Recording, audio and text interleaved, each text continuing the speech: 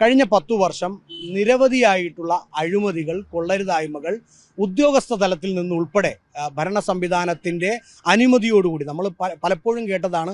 മുഖ്യമന്ത്രിയുടെ ഓഫീസ് പോലും ഭരിച്ചിരുന്നത് ഉദ്യോഗസ്ഥരായിരുന്നു. ഇപ്പോൾ അതെ, ലൈഫ് മിഷൻ പോലെയുള്ള പദ്ധതികൾ, സ്വർണ്ണക്കടത്തിൽ അന്ന് അറസ്റ്റ് ചെയ്യപ്പെട്ട ശിവശങ്കരൻ ഉൾപ്പെടെയുള്ളവരാണ് മുഖ്യമന്ത്രിക്ക് പകരം ഒപ്പിട്ട് പോലും കൊടുക്കുന്നതെന്നുള്ള, അല്ലെങ്കിൽ ഇവർ പറയുന്നതാണ് അടുത്താണ് മുഖ്യമന്ത്രി ഒപ്പിട്ട് കൊടുക്കുന്നതെന്നുള്ള വാർത്തകളെല്ലാം പുറത്തു വന്നു. അപ്പോൾ ഉദ്യോഗസ്ഥരായിരുന്നു മുഖ്യമന്ത്രിയുടെ ഓഫീസ് പോലും ഭരിച്ചിരുന്നത്. അപ്പോൾ ഈ ഉദ്യോഗസ്ഥർ നേതൃത്വം കൊടുത്തിട്ടുള്ള വലിയ വലിയ അഴിമതികൾ, കെടുകാര്യസ്ഥർ, കൊള്ളരുതായ്മകളുണ്ട്.